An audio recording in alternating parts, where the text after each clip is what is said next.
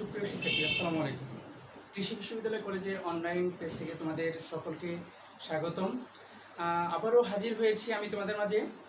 আজকে আমি যে টপিকটি নিয়ে আজকে আমার ক্লাসটি সাজিয়েছি, আমরা জিন তত্ত্ব বিবর্তন অধ্যায়টি পড়তেছিলাম। আমরা জিন তত্ত্বের যে বিষয়গুলো ছিল মোটামুটি আমরা শেষ করেছি। আজকে আমরা একটা মজার টপিক নিয়ে আলোচনা করব, সেটা হচ্ছে বিবর্তন বা ইভলিউশন। বিবর্তন বা ইভলিউশন ব্যাপারটা নিয়ে আমাদের অনেকের মনে অনেক কৌতূহল, অনেক আগ্রহ আছে। এটা নিয়ে অনেক আলোচনা সমালোচনা সবকিছু আছে। সো আমরা আজকে এই টপিকটি নিয়ে আমরা একটা প্রাথমিক আলোচনা করবো। আসলে এই বিষয়টি নিয়ে যদি আমি আলোচনা করতে চাই তাহলে বিস্তর ব্যাপক আলোচনা করা যেতে পারে, কিন্তু আমাদের সিলেবাসে খুব সংক্ষিপ্ত আকারে একটু আলোচনা আছে। আমরা এই বিষয়টা নিয়ে একটু জানবো। তার আগে আমাকে একটু কনফার্ম করো যে তোমরা আমার ভয়েসটা ঠিকঠাক মতো শুনতে পাচ্ছ কিনা আর আমার বোর্ডটা ক্লিয়ার আছে কিনা। প্লিজ আমাকে যদি একটু কমেন্টসের মধ্যে দ্রুত জানাতে পারো তাহলে আমার একটু বুঝতে সুবিধা হবে। প্লিজ আমাকে একটু কমেন্টস করো যে ঠিকঠাক মতো তুমি আমাকে শুনতে পাচ্ছ কিনা।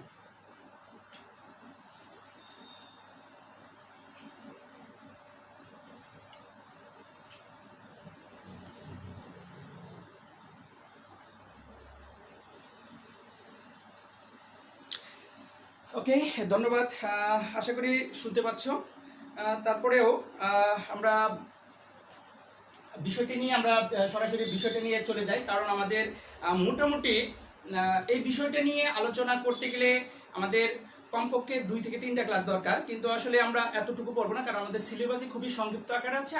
আর টপিকটা নিয়ে যদি আমি বলি যে এইখান থেকে বিগত সালে খুব একটা বড় কোশ্চেন আসি নাই, তারপরে আমাদের নিজের আগ্রহ থেকে হোক আর কৌতূহলী থেকে হোক আমরা এই ব্যাপারটাকে নিয়ে জানবো, এবং আমাদের কিছু এখান থেকে ছোট ছোট কিছু প্রশ্ন বিগত সালে দেখা গেছে যে এসেছে। সো আমরা বোর্ড কোশ্চেন অনুযায়ী কিছু আলোচনা এখান থেকে করবো। তাহলে চলো আমরা চলে যাই। ইভলিউশন ওয়ার্ডটা নিয়ে আমাদের যে আগ্রহটা, যে আলোচনাটা, আমরা অনেকে হয়তো জানি যে ইভলিউশন বা বিবর্তন শব্দটা কি, বা এই বিষয় নিয়ে আমাদের অনেকেরই অনেক ধারণা আছে। সেহেতু তোমাদের নিজ নিজ যে ধারণাগুলো আছে ইভলিউশন মানে কি, তোমরা প্লিজ আমাকে একটু কমেন্টস বক্সে জানাও। আমি দেখতে চাই তোমরা আসলে এই ব্যাপারটা নিয়ে কিভাবে চিন্তা করতেছো। আমি এটা একটু তোমাদের কাছ থেকে চাচ্ছি। প্লিজ তোমরা এই ইভলিউশন বা বিবর্তন সম্বন্ধে তোমাদের যে ধারণাগুলো আছে আমাকে প্লিজ কমেন্টসে জানাও। আমি তোমাদের ধারণাটা একটু জানতে চাচ্ছি।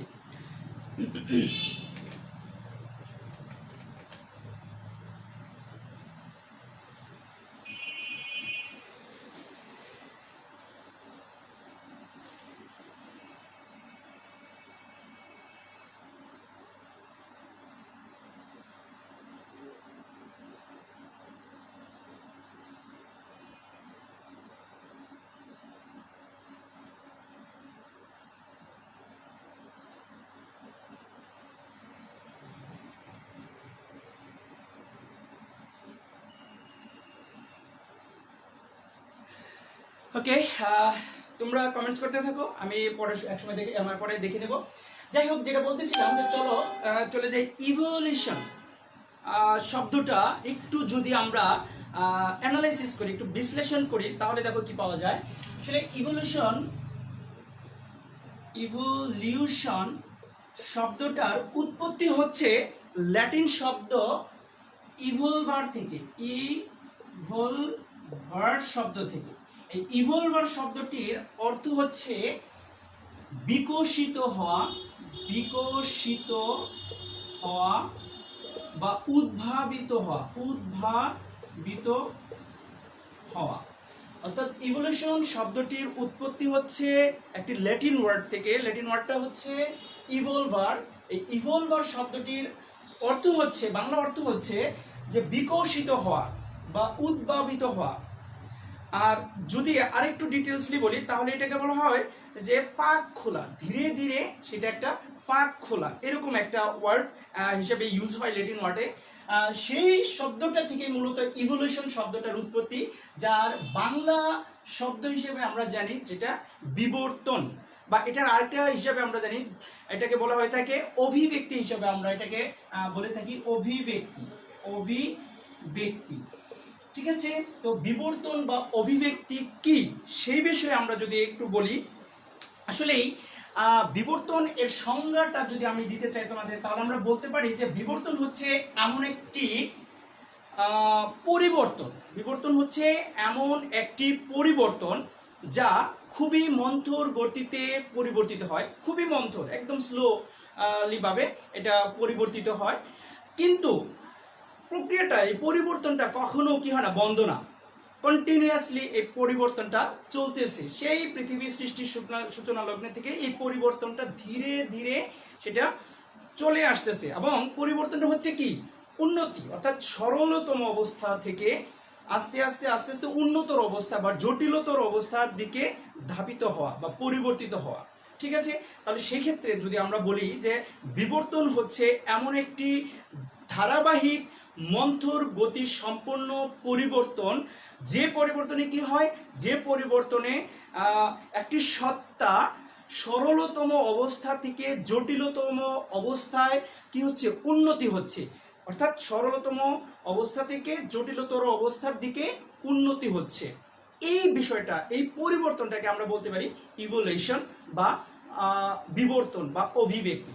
তাহলে বিবর্তন বা অভিব্যক্তির সহজ কথা কি হচ্ছে, যে বিবর্তন বা অভিব্যক্তি হচ্ছে একটি মন্থর গতি সম্পন্ন একটি ধারাবাহিক পরিবর্তন, যে পরিবর্তনের মাধ্যমে একটি সত্তার সরলতম অবস্থা থেকে জটিলতম অবস্থার দিকে পরিবর্তন হয়। ঠিক আছে, তো এই ক্ষেত্রে আমরা একটু বিবর্তন নিয়ে তোমাদের মন্তব্যগুলো আমি একটু দেখতে চাই, যে তোমরা বিবর্তন নিয়ে কি চিন্তা করেছো। তারপরে আমরা যাব যে বিবর্তন নিয়ে অন্যরা বা যে মনীষীরা বিবর্তন নিয়ে আলোচনা করেছে বা ব্যাখ্যা দিয়েছে, তাদের মতবাদগুলো আমরা নিয়ে একটু আলোচনা করব। তোমাদের মতবাদটা আমি একটু দেখতে চাচ্ছি।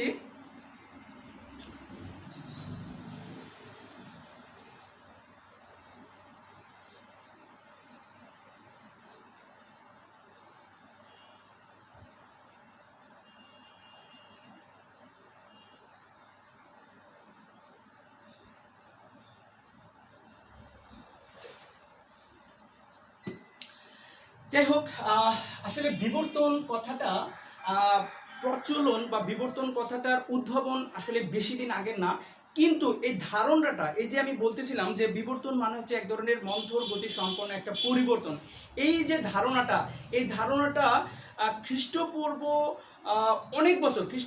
অনেক বছর আগে থেকে এটা একটা প্রচলিত একটা চিন্তা চেতনা, যা সর্বপ্রথম এটা নিয়ে আলোচনা করেছিলেন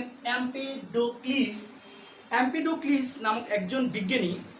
তিনি আসলে এই যে পরিবর্তনটা, তিনি একটা পরিবর্তনটাকে, অর্থাৎ পৃথিবীর যে প্রতিনিয়ত বা পৃথিবীর মানুষগুলা বা পৃথিবীর জীবগুলার বা পৃথিবীর উদ্ভিদ প্রাণী যাই বলো না কেন, এই যে এগুলার যে একটা ধারাবাহিক পরিবর্তন, এই বিষয়টা তিনি আলোচনা করতেছিলেন, তিনি এই বিষয়টা নিয়ে একটা মতবাদ ব্যক্ত করতেছিলেন।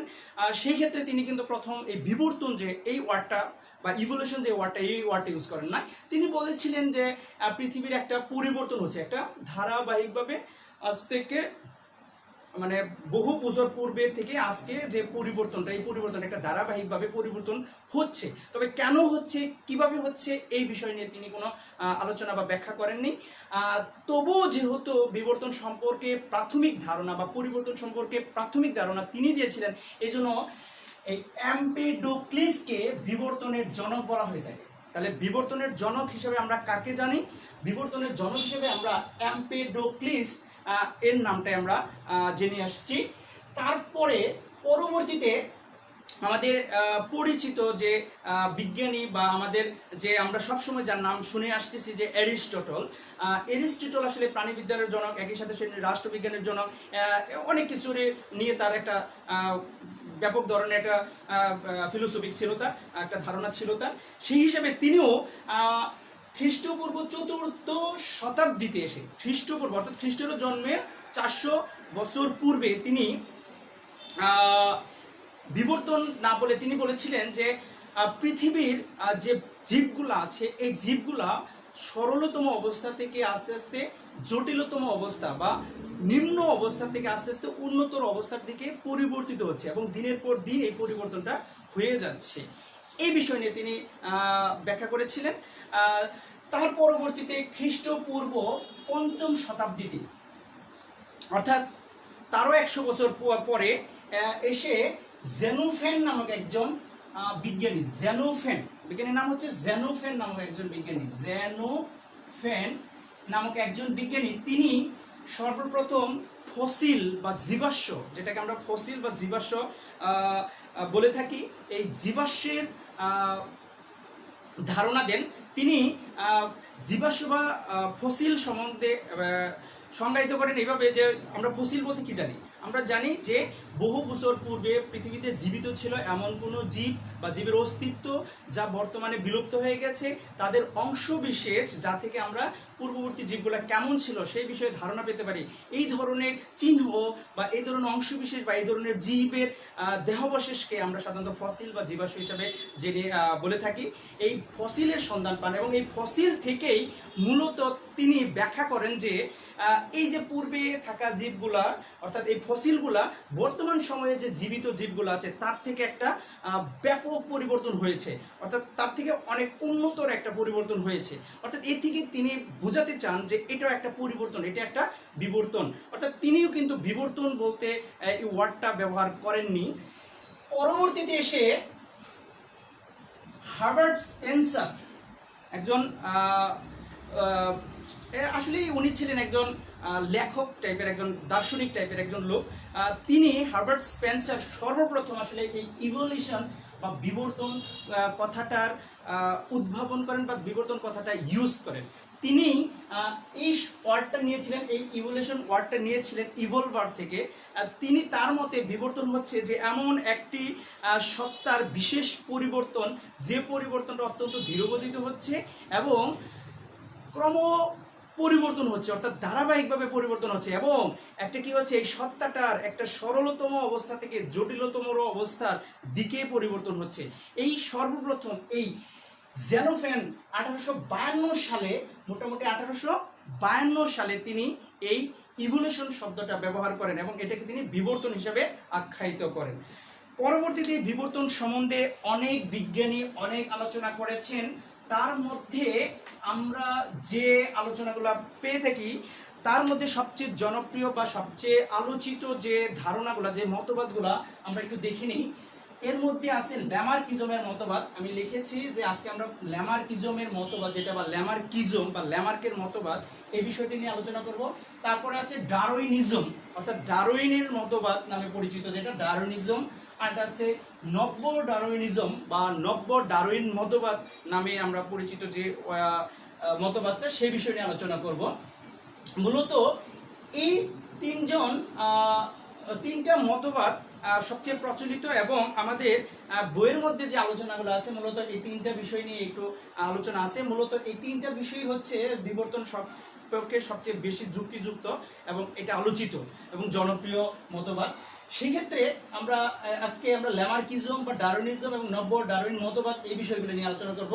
তার আগে আমরা বিবর্তন সম্বন্ধে একটু আলোচনাটা যদি আমরা বলতে চাই যে বিবর্তন কি, তাহলে আমরা বলেছি যে বিবর্তন হচ্ছে এমন একটি ধারাবাহিক পরিবর্তন যে পরিবর্তনটা কিভাবে হচ্ছে ধীরগতিতে হচ্ছে কিন্তু চলমান প্রক্রিয়া, অর্থাৎ কন্টিনিউয়াসলি এই পরিবর্তনটা হয়ে যাচ্ছে। আর পরিবর্তনটা হচ্ছে কোত্থেকে, সরলতম অবস্থা থেকে জটিলতম অবস্থার দিকে এই পরিবর্তনটা হচ্ছে। তাহলে এই বিষয়টা হচ্ছে বিবর্তন বা ইভলিউশন। আর এই ক্ষেত্রে আমরা বিবর্তনকে আমরা শুধু খালি জীবের যে বিবর্তন হয় তা না, সেক্ষেত্রে আমরা এই যে আমাদের যে নগরায়ন যে আমরা বিষয়টা দেখতেছি যে 10 বছর আগে তুমি একটা চিন্তা করো, 10 বছর আগে তুমি একটা শহর বা একটা এলাকাকে যেরকম দেখেছিলা ঠিক 10 বছর পরে এসে তুমি আজকে কিরকম দেখতেছো। তাহলে দেখো অবশ্যই তুমি একটা পরিবর্তন লক্ষ্য করতে পারতেছো। পরিবর্তনটা কেমন, একটা উন্নতর দিকে। আগে কি আমাদের সুযোগ সুবিধা কি ছিল, বর্তমানে কি সুযোগ সুবিধা হয়েছে, তার মানে একটা পরিবর্তন হয়েছে। এই যে একটা পরিবর্তন, এটাও কিন্তু একটা পরিবর্তন। এটাকে আমরা সাধারণত সামাজিক বিবর্তন বলতে পারি। এটাকে আমরা সাধারণত কি বলতে পারি, সামাজিক বিবর্তন। তবে সামাজিক বিবর্তনটা কিন্তু একটা দ্রুত বিবর্তন হতে পারে, একটা আকস্মিক বিবর্তন হতে পারে।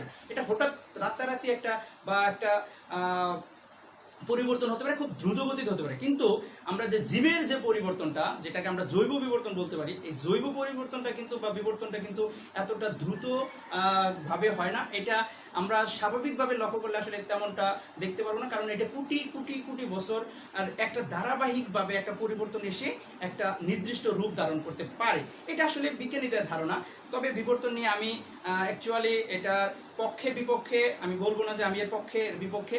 তবে বিবর্তন আমাদের আলোচনাটা যেহেতু বইয়ের মধ্যে আছে, আমাদের জানার জন্য আমাদের আমরা পড়তেছি বা পড়বো, এটা নিয়ে আমাদের একটু গবেষণা বা আমাদের এটা নিয়ে আমাদের এত চিন্তা, এটা নিয়ে আমাদের এত কিছু অ্যানালাইসিসের এত কিছু দরকার নেই আমি মনে করি। পরবর্তীতে যদি তোমার মনে হয় যে এই বিষয়টা নিয়ে তুমি আলোচনা বা গবেষণা বা করবা, ওটা উচ্চতর পর্যায়ে যেয়ে তুমি আলোচনা করতে পারি, তোমার ব্যক্তিগত ইচ্ছা।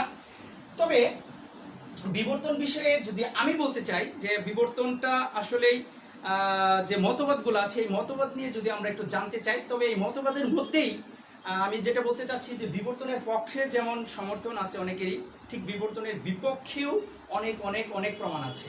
সো বিবর্তনকে কেউ হয়তো স্বাভাবিকভাবে যুক্তি দিয়ে বলতে পারে যে এটা সত্যি, আবার কেউ আছেন এটার বিপক্ষেও যুক্তি দিয়ে এটা করতে হচ্ছে যে এটা একটা মানুষের শুধুমাত্র একটা চিন্তা, তার বাইরে কিছুই না।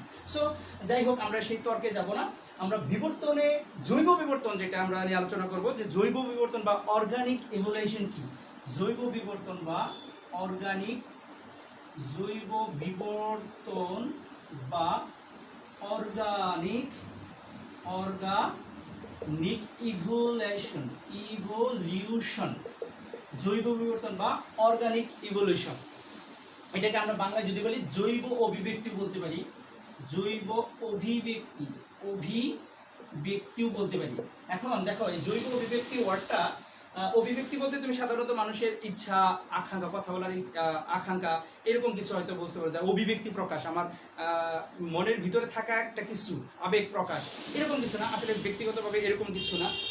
এটা হচ্ছে জৈব অভিব্যক্তি, বিষয়টা হচ্ছে জৈব বিবর্তনের আরেকটা সিমিলার ওয়ার্ড বা সমার্থক শব্দ হিসেবে ইউজ হয়।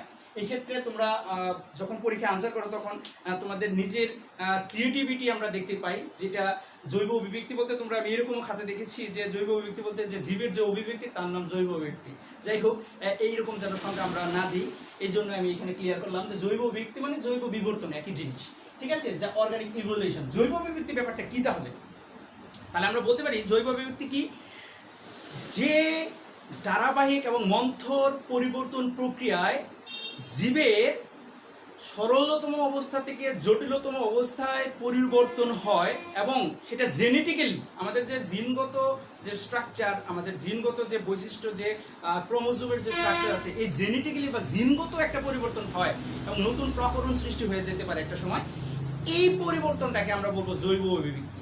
তাহলে জৈব অভিব্যক্তি বা অর্গানিক ইভলিউশন মানে কি, যে যে বিবর্তন প্রক্রিয়া বা যে ধারাবাহিক মন্থর পরিবর্তন প্রক্রিয়ায় কোনো জীবের সরলতম অবস্থা থেকে জটিলতম অবস্থায় জিনগত পরিবর্তন সাধিত হয়, এই ধরনের পরিবর্তনকে আমরা বলবো জৈব অভিব্যক্তি বা অর্গানিক ইভলিউশন বা জৈব বিবর্তন। আশা করি ব্যাপারটা সবাই ক্লিয়ার হয়েছে।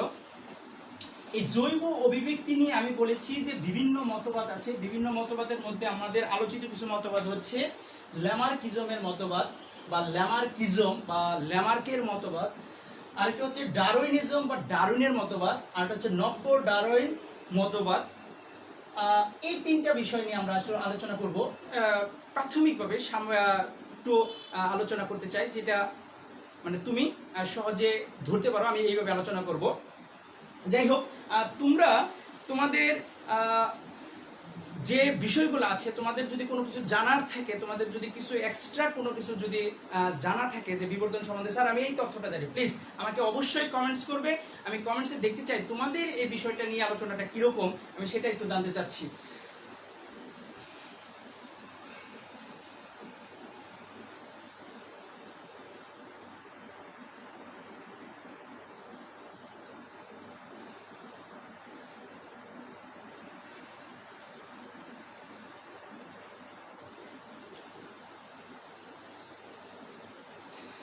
ওকে, আমরা প্রথমে একটু আলোচনা করব ল্যামার্কিজম কি। ল্যামার্কিজম আসলে ল্যামার্কিজম হচ্ছে ল্যামার্কের যে মতবাদটা আছে, এই ল্যামার্কের মতবাদটা ল্যামার্কিজম হিসেবে বলা হয়ে থাকে। যে ল্যামার্কের মতবাদ, ল্যামার্কের মতবাদটা হচ্ছে যে যা ব্যাপস্টিট লেমার্ক নামক একজন বিজ্ঞানী, যা ব্যাপস্টিট লেমার্ক নামক একজন বিজ্ঞানী, তার জন্ম হচ্ছে 1744 সালে।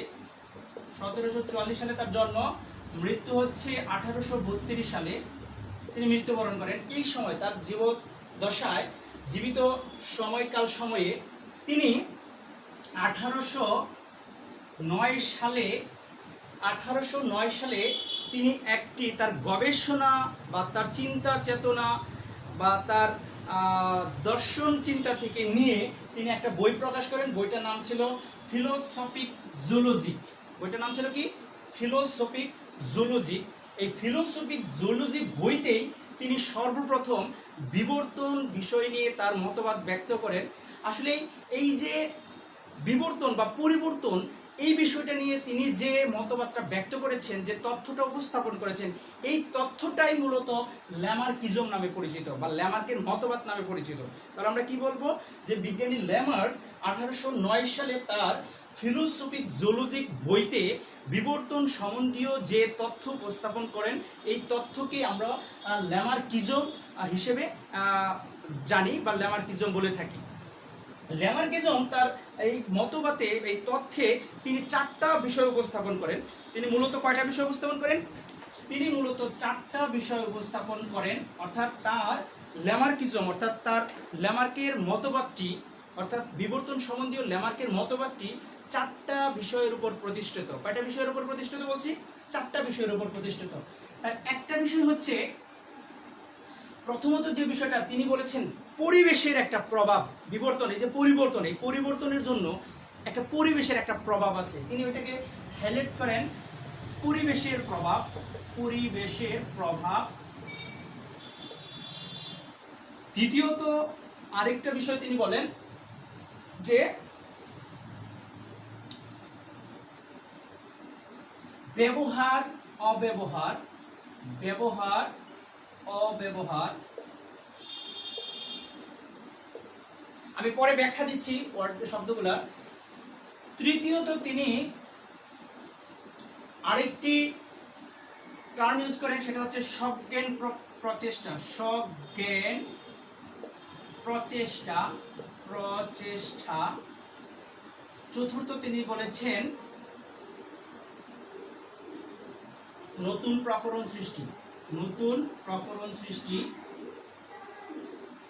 নতুন প্রকরণ সৃষ্টি। এটাকে তিনি বলছেন, অন্যভাবে বলছেন যে অর্জিত বৈশিষ্ট্যের বংশানুক্রম বলেছেন। অর্জিত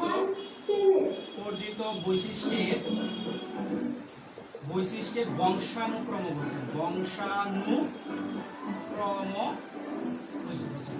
অর্থাৎ ল্যামার্কের মতবাদটি মূলত এই 4টা টপিক বা এই 4টা বিষয়ের উপর প্রতিষ্ঠিত, এই 4টা তথ্যের উপর প্রতিষ্ঠিত।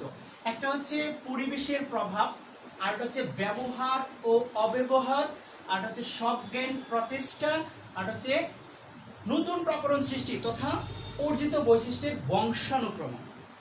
মূলত এই 4টা বিষয়ে তিনি তার সূত্রটা ব্যাখ্যা করেছেন। তার মধ্যে প্রথমত যে পরিবেশের প্রভাব কথাটা তিনি বলেছেন যে এই যে জীব, এই যে পরিবেশ, এর ধারা প্রভাবিত হয়ে একটা পরিবর্তন হয়ে থাকে।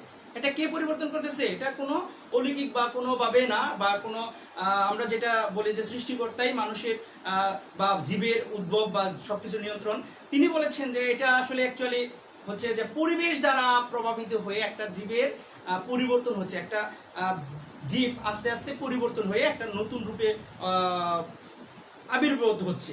তার মানে তিনি বলতেছেন যে এটা একটা পরিবেশের প্রভাব আছে। অর্থাৎ পরিবেশের সাথে একটা জীবের গঠনের সাথে একটা সম্পর্ক আছে। অর্থাৎ জীবের যে গঠন, জীবের যে পরিবর্তন হোক, এই গঠনের তো পরিবর্তন হয়, এই গঠনের পরিবর্তনটা, কাঠনিক পরিবর্তনটা একটা জীবের পরিবেশ দ্বারা প্রভাবিত হয়ে এটা পরিবর্তনটা হয়। অর্থাৎ এটার সাথে, অর্থাৎ পরিবেশের সাথে জীবের যে দেহের যে কাঠামো আছে, যে গঠনটা আছে, গঠনের একটা পরিবর্তন আসছে।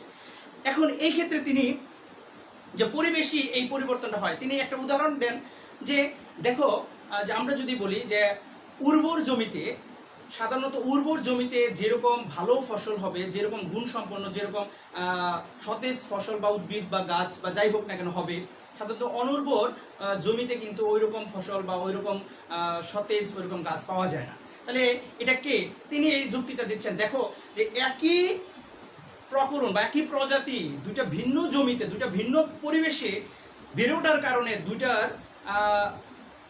একটা পরিবর্তন হয়েছে, একটার মধ্যে ফলন বেশি দিচ্ছে, আরেকটার মধ্যে ফলন কম দিচ্ছে। তার মানে এইটাকে তিনি একটা বলছে যে এটা আসলে কেন হয়েছে, এটা পরিবেশগত কারণ হয়েছে। এই পরিবর্তনটা কেন হয়েছে? পরিবেশগত কারণ হয়েছে। তার মানে তিনি বলতে চাচ্ছেন যে এই পরিবর্তনটা অর্থাৎ যে বিবর্তনটা একটা অবস্থা থেকে অর্থাৎ সরলতম অবস্থা থেকে জটিলতর অবস্থায় যাই হোক না কেন, এই যে পরিবর্তনটা হচ্ছে মূলত এর পেছনে পিছনে পরিবেশ দায়ী, পরিবেশের একটা প্রভাব আছে। তিনি এই যুক্তিটা উপস্থাপন করেন। যাই হোক, এর বিপক্ষে পরবর্তীতে অনেক যুক্তি এসেছে, আমরা সেটা নিয়ে পরে আলোচনা করি। তারপরে তিনি বলেছেন ব্যবহার অব্যবহার। ব্যবহারগত বলতে ব্যবহার অব্যবহারতে তিনি কি বলছেন যে এই যে আমাদের জীবীদের মধ্যে বা কোনো একটা জীবের মধ্যে যে সকল অঙ্গ প্রত্যঙ্গগুলার ব্যবহার বেশি হবে সেই সকল অঙ্গ প্রত্যঙ্গগুলা ততটা সক্রিয় হবে এবং বর্ধিত হবে, সেটা এর উন্নত একটা পরিবর্তন হবে। অর্থাৎ যে সকল অঙ্গ প্রত্যঙ্গের ব্যবহার বেশি হবে তার একটা সক্রিয় পরিবর্তন হবে, অর্থাৎ একটা উন্নত পরিবর্তন হবে। এটা ব্যবহারের উপর ডিপেন্ড করতে আসছে। যেমন তিনি উদাহরণ হিসেবে বলেন যে একসময় আফ্রিকাতে যে জিরাফগুলা ছিল, এই আফ্রিকার জিরাফের ঘাড় ঘোড়ার ঘাড়ের মতো এরকম ছোট ছিল, কিন্তু আফ্রিকা মহাদেশে আফ্রিকা অঞ্চলে বড় বড় উদ্ভিদ থাকার কারণে এই জিরাফগুলা যখন ওই বড় গাছের পাতা মানে সে তার খাদ্য হিসেবে গ্রহণ করেছে, তখন আস্তে আস্তে তার ব্যবহারের মাধ্যমে এই ঘাড়টা ওইরকম জিরাফের ঘাড়টা ওইরকম বড় হয়েছে। তিনি এই যুক্তিটা উপস্থাপন করেছেন।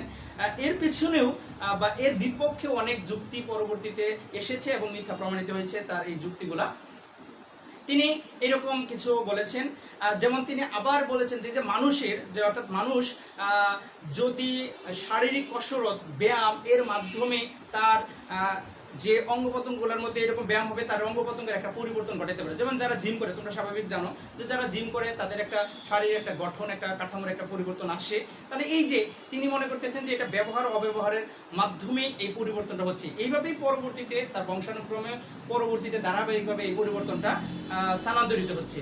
তিনি এই ব্যবহারের কথাটা বলেন। অব্যবহার বলছেন, অব্যবহারের ক্ষেত্রে তিনি বলছেন এরকম যে সকল অঙ্গ প্রত্যঙ্গের ব্যবহার হয় না, কম ব্যবহার হয়, বা যে সকল অঙ্গ প্রত্যঙ্গ আস্তে আস্তে অব্যবহৃত থেকে যায়, সেই সকল অঙ্গ প্রত্যঙ্গগুলো নিষ্ক্রিয় হয়ে যায়, এক সময় বিলুপ্ত হয়ে যেতে পারে।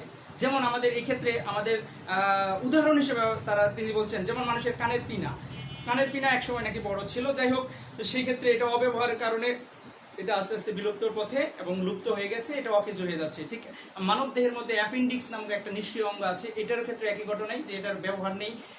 এইভাবে আস্তে আস্তে তারপরে বলা হচ্ছে যে মানুষের চোখের যে নিকটেটিং পর্দা আছে, এই পর্দার কথা বলা হয়েছে।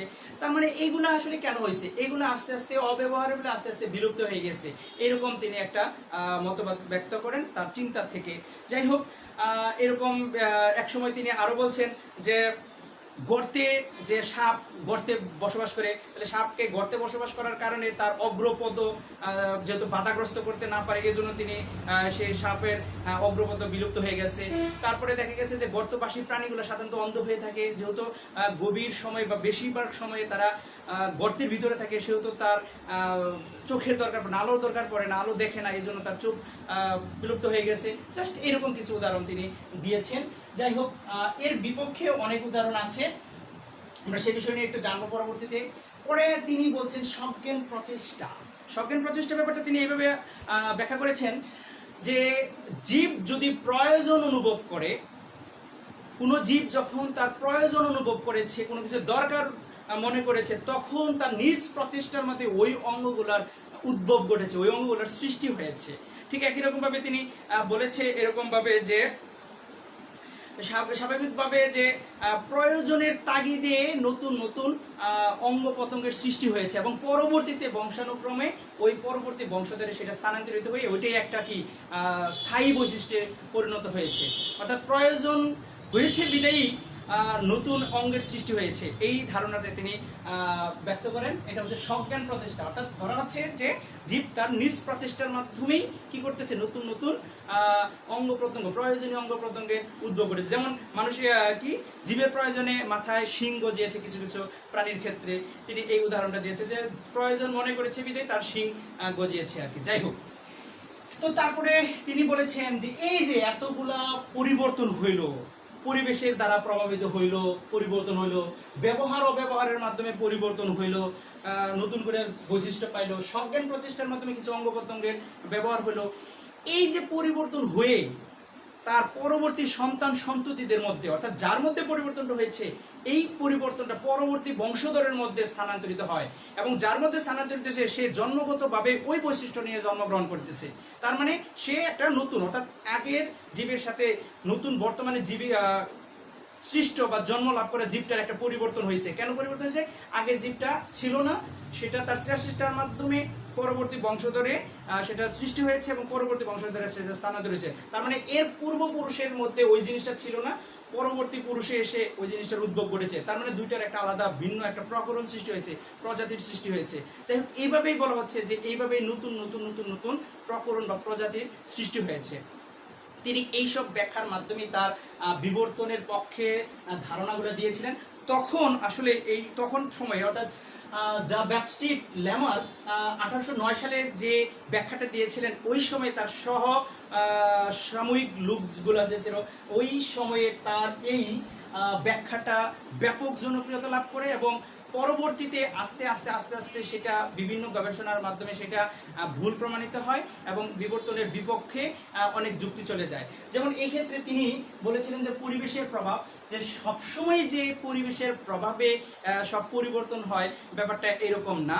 কারণ আমরা দেখি যে শীতকালে অতিথি পাখি একটা পরিবেশের প্রভাবের কারণে হয়তো গ্রীষ্মকালে চলে আসে, কিন্তু সে কিন্তু প্রয়োজনের তাগিদে আবার তার নিজের পরিবেশে চলে যেতে পারে এবং স্বাভাবিক জীবনযাপন করতে পারে। তার মানে পরিবেশের প্রভাব সবসময় তার মধ্যে ইফেক্ট নাও হতে পারে, এটা একটা ব্যাখ্যা।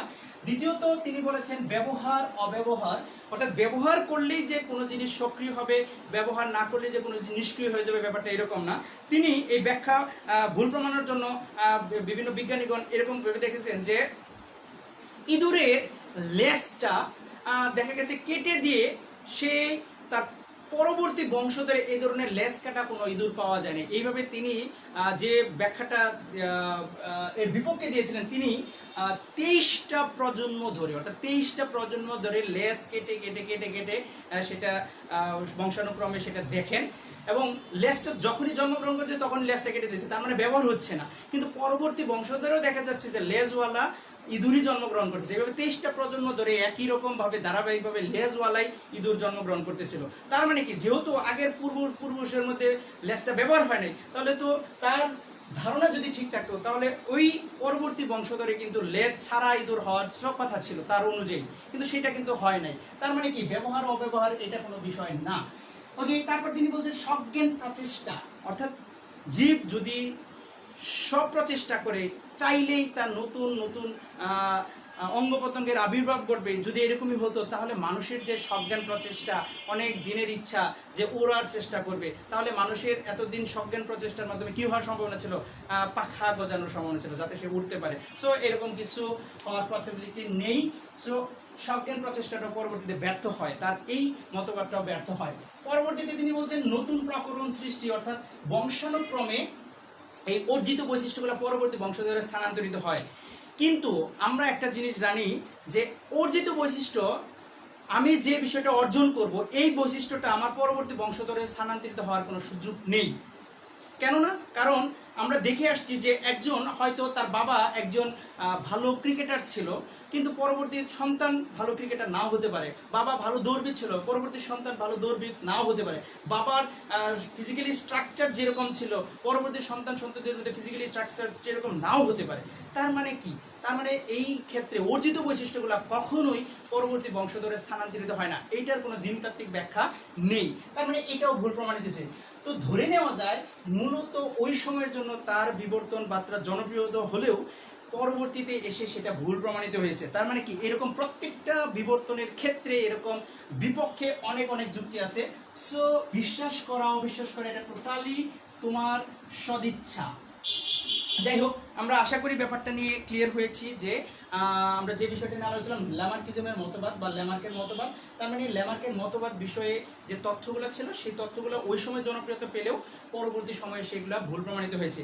যাই হোক, তারপরেও যেহেতু একটা পরিবর্তন, এটা সত্যি যে দিনের পর দিন একটা বিশেষভাবে একটা ধারাবাহিকভাবে একটা পরিবর্তন থেকে পরিবর্তন হচ্ছে, এটা আমরাও দেখতেছি, এটা আমরাও বিশ্বাস করি। তবে তার মানে এটা না যে এটা এইভাবে হচ্ছে, এই বিবর্তনটা এইভাবে হচ্ছে, এটা আমরা সরাসরি এখনো এই ব্যাপারটা নিয়ে আমরা টোটালি আমরা জানি যে আমরা যারা ইসলাম ধর্মাবলম্বী আমরা এইখানে বিতর্কে যাব না কখনোই, যে এই বিষয়টা আমরা একটা বিশ্বাস করি যে এটা টোটালি সৃষ্টিকর্তা তার নিজ ইচ্ছায় এই বিষয়টা মেনটেন করে থাকেন। যাই হোক, এই বিষয় নিয়ে আমরা কখনোই বিতর্কে যাব না, যার যার ব্যক্তিগত চিন্তায় আমরা কখনো হস্তক্ষেপ করবো না। ওকে, যাই হোক, যেটা আরেকটা বলতেছিলাম ডারউইনিজম, ঠিক একই রকম ভাবে ডারউইনিজম ব্যাপারটা নিয়ে একটু আলোচনা করার আগে আমি তোমাদের কিছু মন্তব্য চাচ্ছি যে তোমরা ব্যাপারটাকে কিভাবে দেখতেছো। প্লিজ কমেন্টস করো, প্লিজ আমাকে একটু কমেন্টস করো, আমি দেখতে চাই তোমরা ব্যাপারটাকে কিরকম দেখতেছো।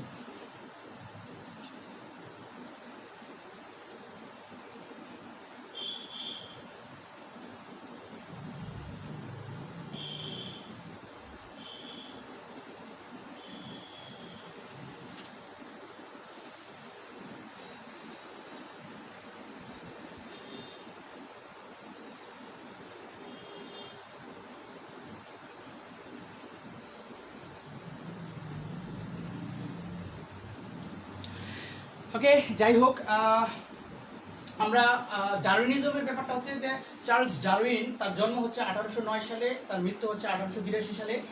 তিনি বিবর্তন সম্পর্কে যে ধারণাটা দেন, ওই ধারণাটা আসলে প্রাকৃতিক নির্বাচন মতবাদ নামে পরিচিত। এটা নিয়ে কেন পরিচিত আমি একটু পরে বলতেছি, তার আগে একটু যেটা স্কিপ করে গেছি যে ল্যামার্কিজমের মতবাদটা কিন্তু অর্জিত বৈশিষ্ট্যের বংশানুক্রম সূত্র নামে পরিচিত। অনেক সময় এমসিকিউ কোশ্চেন দেখা গেছে যে নিম্নের কোনটি অর্জিত বৈশিষ্ট্যের বংশানুক্রম সূত্র নামে পরিচিত, এটা কিন্তু ল্যামার্কিজমের মতবাদটি। ঠিক আছে, কেন অর্জিত বৈশিষ্ট্যের বংশানুক্রম? তিনি যেহেতু বলেছেন যে জীবের যে বৈশিষ্ট্যগুলো অর্জন হয় একটা জীবের মধ্যে, পরবর্তী বংশধরে সেটা স্থানান্তরিত হয়, এই জন্য তিনি এটাকে অর্জিত বৈশিষ্ট্যের বংশানুক্রম হিসেবে আখ্যায়িত করেন। যাই হোক, এই ক্ষেত্রে ল্যামার্কিজমের মতবাদের পরবর্তীতে আমরা আসি ডারউইনিজমের মতবাদ বা ডারউইনের মতবাদ।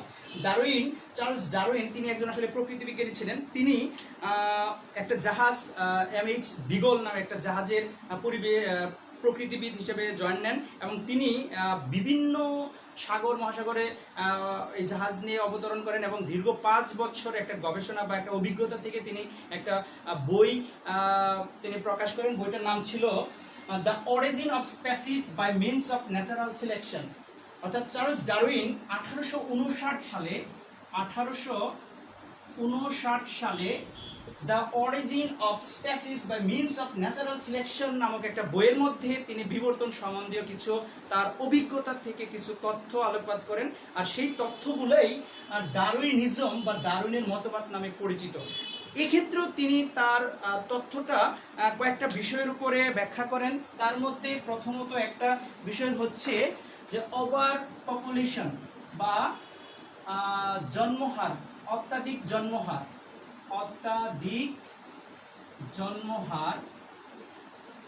জন্মহার বা over population.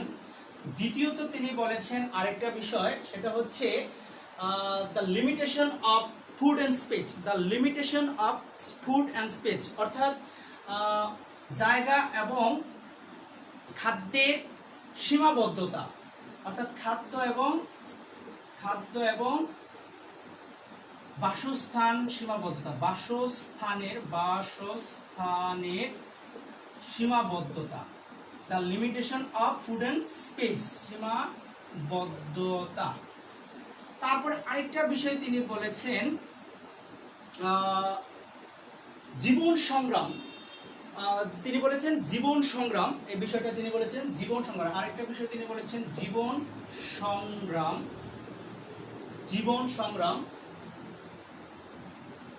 The struggle of existence. তিনি বলেছেন দ্য স্ট্রাগল অফ এক্সিস্টেন্স বা জীবন সংগ্রাম, এই একটা টপিক বলেছেন জীবন সংগ্রাম। তারপরে তিনি বলেছেন জীবন সংগ্রামের পরবর্তীতে তিনি বলছেন ভেরিয়েশন বা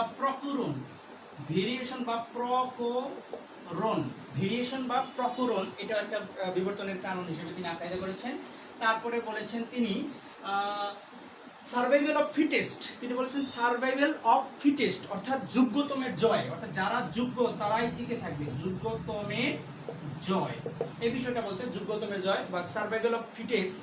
তারপরে তিনি বলেছেন, পরবর্তীতে তিনি বলেছেন যে দ্য ন্যাচারাল সিলেকশন, অর্থাৎ প্রাকৃতিক নির্বাচন, প্রাকৃতিক নির্বাচন, প্রাকৃতিক নির্বাচন, এই প্রাকৃতিক নির্বাচন, এই তথ্যটার জন্য এই সূত্রটি প্রাকৃতিক নির্বাচন মতবাদ নামে পরিচিত। তাহলে প্রাকৃতিক নির্বাচন মতবাদটি আসলে মূলত ডারউইনের মতবাদটিকে প্রাকৃতিক নির্বাচন মতবাদ বলা হয়, কারণ প্রকৃতি নির্বাচন করে কে টিকে থাকবে শেষ পর্যন্ত। মূলত এই 6টা টপিকের উপর, এই 6টা বিষয়ের উপর ডারউইনিজম বা ডারউইনের বিবর্তন বিষয়ে মতবাদটা প্রতিষ্ঠিত। এই ক্ষেত্রে তিনি বলছেন অত্যাধিক জন্মহার, অর্থাৎ পৃথিবীতে যে সকল জীবের জন্মহার বেশি তাদের মৃত্যুহারটাও বেশি হবে, কারণ জন্মহার যদি বেশি হয়, মৃত্যুহার যদি বেশি না হয়, তাহলে দেখা যাবে একটা সময় একটা জীব দ্বারাই টোটাল ভূমি কি হয়ে যাবে, সীমাবদ্ধ শেষ হয়ে যাবে, অর্থাৎ বাসস্থান শেষ হয়ে যাবে। সেই ক্ষেত্রে এরকম পরিস্থিতি হলে খাদ্য এবং বাসস্থানের সীমাবদ্ধতা লাগবে, অর্থাৎ খাদ্য এবং বাসস্থানের সীমাবদ্ধতা আছে বিধেই এই অত্যাধিক জন্মহার থাকা সত্ত্বেও সেটা কি হচ্ছে, নিয়ন্ত্রণ থাকতেছে, অর্থাৎ খাদ্য এবং বাসস্থানের অবশ্যই সীমাবদ্ধ আছে। কারণ একটা এরিয়াতে যদি সেইখানে যদি জনসংখ্যা বেড়ে যায়, পপুলেশন বেড়ে যায়, সেক্ষেত্রে খাদ্য এবং বাসস্থান যদি লিমিট থাকে, কম থাকে, তাহলে স্বাভাবিকভাবে এখানে একটা সংগ্রাম সৃষ্টি হবে, ওইখানে টিকে থাকার একটা প্রবণতা সৃষ্টি হবে। যে টিকে থাকতে পারবে সে থাকবে, আর যে থাকতে পারবে না সে হয়তো ধ্বংস হয়ে যাবে। ঠিক এইভাবেই তিনি বলেছেন জীবন সংগ্রাম, এর জন্য কি করতে হবে, জীবন সংগ্রাম করতে হবে, স্ট্রাগল করতে হবে, জীবনের টিকে থাকার জন্য একটা সংগ্রাম করতে হবে। আর এই সংগ্রামটা কার কার মধ্যে করতে হবে, সংগ্রামটা 3টার সাথে করতে হবে। এক, নিজ প্রজাতির মধ্যে করতে হবে, অর্থাৎ একই প্রজাতির মধ্যে করতে হবে, অর্থাৎ মানুষের যদি চিন্তা করো যে মানুষ টিকে থাকার জন্য মানুষের সংগ্রাম হয় একটা বিষয়। আরেকটা বিষয় হচ্ছে যে অন্য প্রজাতির সাথেও করতে হবে। এখন দেখো, মানুষকে টিকে থাকার জন্য আমাদের পরিবেশ, যে অন্যান্য প্রাণীগুলো আছে এদের সাথেও সংগ্রাম করে টিকে থাকতে হবে। ধরো কথার কথা যে মানুষ আমরা আছি, কিন্তু এখানে হুট করে 1000 বাঘ চলে আসলো, এই এরিয়াতে 1000 বাঘ চলে আসলো, তার মানে ওই বাঘগুলোর সাথে আমাদের সংগ্রাম করে টিকে থাকতে হবে, অন্য একটা প্রজাতির সংগ্রাম করে টিকে থাকতে হবে। তাহলে এই যে অন্য প্রজাতির সাথেও একটা সংগ্রাম করে থাকতে হবে। আরেকটা বিষয় হচ্ছে কি, পরিবেশের সাথে টিকে থাকতে হবে, অর্থাৎ অভিযোজন যে ব্যাপারটা, অর্থাৎ পরিবেশ যদি বিরূপ হয়, পরিবেশ যদি তোমার বিপক্ষে চলে যায়, ওই পরিবেশের সাথে মানিয়ে তোমাকে টিকে থাকতে হবে। তার মানে জীবন সংগ্রামের ক্ষেত্রে 3টা বিষয়ে তোমাকে স্ট্রাগল করতে হবে, জীবন সংগ্রামে টিকে থাকতে হবে। একটা হচ্ছে নিজের প্রজাতির সাথে, অর্থাৎ অন্ত প্রজাতির সাথে, আর হচ্ছে অন্য প্রজাতির সাথে, আন্ত প্রজাতির সাথে, আর হচ্ছে পরিবেশের সাথে। ঠিক আছে, তাহলে এই বিষয়টা তিনি বলেছেন যে টিকে থাকার জন্য জীবন সংগ্রাম লাগবে। আরেকটা হচ্ছে প্রকরণ। দেখো, বিবর্তনের পিছনে তিনি একটা দায়ী হিসেবে প্রকরণকে দায়ী করেছেন। প্রকরণ মানে কি, ভেরিয়েশন। ভেরিয়েশন হচ্ছে, দেখো মানুষ, সবাই আমরা মানুষ, কিন্তু একজনের চেহারার সাথে আরেকজন চেহারার কোনো মিল নাই, এইটাই হচ্ছে ভেরিয়েশন বা প্রকরণ। এই প্রকরণ থাকার কারণেই, এত প্রকরণ, এত ভেরিয়েশন থাকার কারণেই মূলত দেখা গেছে এর মধ্যে কি আন্তঃপ্রজনন ক্রিয়ার মাধ্যমে নতুন নতুন প্রকরণ সৃষ্টি হতে পারে। ব্যাপারটা এরকম তিনি ধারণা করেন। তার মানে প্রকরণ হচ্ছে বিবর্তনের একটা উদাহরণ হিসেবে তিনি উপস্থাপন করেন। যোগ্যতমের জয়, বলছেন যোগ্যতমের জয়, যারা সার্ভাইভ করে ফিটেস্ট হবে, অর্থাৎ যারা সার্ভাইভ করে টিকে থাকবে, অর্থাৎ সার্ভাইভাল অফ ফিটেস্ট, পৃথিবীতে টিকে থাকবে তারাই যারা যোগ্য। আর যদি যোগ্যতা না থাকে টিকে থাকার মতো, তার মানে কি লড়াই করে সে হেরে যাবে, মারা যাবে। এটাই হচ্ছে যোগ্যতমের জয়। তিনি এই বিষয়টা বিবর্তনের জন্য একটা কারণ হিসেবে আখ্যায়িত করেন। তারপর হচ্ছে প্রাকৃতিক নির্বাচন। তিনি প্রাকৃতিক নির্বাচন বলছেন এরকম যে প্রকৃতি নির্বাচন করবে পৃথিবীতে কে টিকে থাকবে, কে জীবিত থাকবে, কে মারা যাবে, এটা প্রকৃতি নির্বাচন করবে। একসময় প্রকৃতি যদি মনে করে যে, এখন কি আমরা যেটা বলি যে বিট্রে করে, প্রকৃতি বিট্রে করে, অতিরিক্ত আমরা বলে থাকি অতিরিক্ত কিছু হলে প্রকৃতি বিট্রে করবে। তার মানে এরকম যে সবকিছু যদি মাত্রা অতিরিক্ত, মাত্রা ছেড়ে যায়, তখন প্রকৃতি এর বিচার করে, আমরা এই বিষয়টা বলে থাকি। সো একটা সময় যে কোনো কিছু যদি মানে সীমাবদ্ধতা ক্রস করে, লিমিট ক্রস করে, দেন প্রকৃতি নির্বাচন করবে যে এখানে কি হবে। কারণ এই সুষম অবস্থাকে টিকে রাখার জন্য, সুষম পরিবেশ টিকে রাখার জন্য এই ক্ষেত্রে প্রকৃতির হয়তো কোনো একটা দুর্যোগ হোক, হোক, এইসব বিষয়ের মাধ্যমে মূলত প্রাকৃতিক নির্বাচন, এইটাই যে প্রকৃতি নির্বাচন করবে কে টিকে থাকবে। মূলত এই সকল বিষয়ের উপর উপস্থাপন করে ডারউইন যে মতবাদটা উপস্থাপন করে, সেই মতবাদটা আসলে ডারউইনিজম বা ডারউইনের মতবাদ নামে পরিচিত। যাই হোক, তোমরা বইয়ের মধ্যে আছে, আরেকটু ডিটেইলস আলোচনা করতে পারো। তারপরে যে বিষয়টা আসছে যে নব্য ডারউইনিজম বা নব্য ডারউইন মতবাদ নামে কি, অর্থাৎ ডারউইনের মতবাদের মধ্যে যে ভুল ত্রুটিগুলো ছিল, যে ব্যাখ্যাগুলো ছিল, তিনি বলেছিলেন ঠিক আছে, কিন্তু সবকিছুর ব্যাখ্যা তিনি সুন্দরভাবে উপস্থাপন করতে পারেন নাই, বা সবকিছুর প্রমাণ তিনি উপস্থাপন করতে পারেন নাই। এই বিষয়গুলা ত্রুটিগুলা সংশোধন করে পরবর্তীতে ওয়ালেস, তারপরে দ্য ব্রিজ, এরকম কয়েকজন বিজ্ঞানী মিলে এই ডারউইনের মতবাদটাকেই একটু আধুনিক করেন, মডার্ন করেন। তখন এটাকে আসলে নব্য ডারউইন মতবাদ বা নিউ ডারউইনিজম নামে আখ্যায়িত হয়, বা নব্য ডারউইন মতবাদ নামে এটা পরিচিত লাভ করে। তার মানে মূলত ডারউইনের মতবাদটি সংশোধিত যে রূপ, ওইটাই হচ্ছে নব্য ডারউইনিজম বা নব্য ডারউইন মতবাদ। তো আশা করি আমরা আজকে বিবর্তন বিষয় নিয়ে যে আলোচনাগুলো করেছি, আমি তো বলেছি যে বিবর্তন নিয়ে আলোচনা করলে অনেক বিষয় আসবে, অনেক কিছু উঠে আসতে পারে, অনেক প্রমাণ আছে, আমাদের বইয়ের মধ্যেও কিছু বিষয় আছে। সেক্ষেত্রে দেখো, আমরা একটা প্রমাণ যদি দেখি যে আমরা যে শ্রেণীটা, আমরা যে ভার্টিব্রেটের যে শ্রেণীগুলো পড়েছিলাম, প্রথমত যে শ্রেণী, তার চেয়ে একটা শ্রেণীর চেয়ে আরেকটা শ্রেণী কিন্তু উন্নত। প্রথমত যে শ্রেণী, আমরা যে মৎস্যকুলটাকে আমরা চিন্তা করি, মৎস্যকুল এই হৃৎপিণ্ড আসলে আমরা জানি 2 প্রকোষ্ঠ বিশিষ্ট। দেখো খেয়াল করো, অঙ্গ সংস্থানিক বিবর্তনের যে অঙ্গ সংস্থানিক একটা প্রমাণ, এই ক্ষেত্রে একটু দেখা যায় যে মাছের হৃৎপিণ্ড কিন্তু, মৎস্যকুল যে এই হৃৎপিণ্ড কিন্তু 2 প্রকোষ্ঠ বিশিষ্ট। মাছের চেয়ে একটু উন্নত কারা? মাছের চেয়ে একটু উন্নত হচ্ছে ব্যাং, যেটা অ্যাম্ফিবিয়া, যেটা এটার হৃৎপিণ্ড আমরা জানি 3 প্রকোষ্ঠ বিশিষ্ট। এটা হৃৎপিণ্ড কয় প্রকোষ্ঠ বিশিষ্ট? 3 প্রকোষ্ঠ বিশিষ্ট। তারপরে ব্যাঙের চেয়ে উন্নত কারা? ব্যাঙের চেয়ে উন্নত আমরা জানি সরীসৃপ, এদের হৃৎপিণ্ড অসম্পূর্ণরূপে 4 প্রকোষ্ঠ বিশিষ্ট, অসম্পূর্ণরূপে 4 প্রকোষ্ঠ বিশিষ্ট। ব্যাঙের চেয়ে উন্নত কারা? পাখি, এদের হৃৎপিণ্ড সম্পূর্ণরূপে 4 প্রকোষ্ঠ বিশিষ্ট। পাখির চেয়ে মানুষ, এদের হৃৎপিণ্ড ম্যামাল, মানুষ বা অন্যান্য যে ম্যামালগুলো আছে এদের। তাহলে এইভাবে দেখো অঙ্গ সংস্থানিক ভাবেও একটা পরিবর্তন হয়েছে, আস্তে আস্তে কি হয়েছে? উন্নত হয়েছে। 2 প্রকোষ্ঠ, 3 প্রকোষ্ঠ, 3.5 প্রকোষ্ঠ, 4 প্রকোষ্ঠ, উন্নত 4 প্রকোষ্ঠ। তার মানে এইভাবে আস্তে আস্তে দেখো যে বিবর্তন তো এটাই বলছে যে আস্তে আস্তে পরিবর্তন কিভাবে হয়েছে, ধারাবাহিকভাবে হয়েছে। কিন্তু যুগের পরিবর্তনের সাথে সাথে অনেক দিন দিন পরিবর্তন হইতে হইতে একটা সময় উন্নতর অবস্থার সূচনা, উন্নতর অবস্থার দিকে ধাপিত হয়েছে। আর এই উন্নত অবস্থার দিকে ধাপিত হওয়া বা পরিবর্তন হওয়াটাকে বলছে বিবর্তন। কারণ এইভাবে অঙ্গ সংস্থানিক অনেক যুক্তি আছে। যাই হোক, আমরা এই বিষয়গুলো নিয়ে একটু জানার চেষ্টা করব। আর মূলত আমরা পড়ার জন্য আমরা এই সংজ্ঞাগুলো ভালো করে জেনে রাখবো, এই বিষয়গুলো নিয়ে আমরা একটু ধারণা রাখবো। তো পরীক্ষার মধ্যে মোটামুটি আসলে এইগুলোর মধ্যে আসবে, এর বাইরে তেমন আসার সুযোগ নেই। তো আজকে এ পর্যন্তই থাকবে তোমাদের। তারপরে যদি কোনো কিছু জানার থাকে, আমার যেহেতু টাইম সীমিত, এই জন্য আমি সবগুলা সুন্দরভাবে হয়তো তোমাদের ব্যাখ্যা দিতে পারলাম না। তারপরে তোমাদের কিছু জানার থাকলে আমার কাছে অবশ্যই কমেন্টস করতে পারো, আমি চেষ্টা করবো তোমাদের কমেন্টসের উত্তরগুলো দেওয়ার জন্য। অবশ্যই ভালো থাকবে আর আমার জন্য দোয়া রাখবে। সুস্থ থাকো আগামী ক্লাস পর্যন্ত। ধন্যবাদ সবাইকে।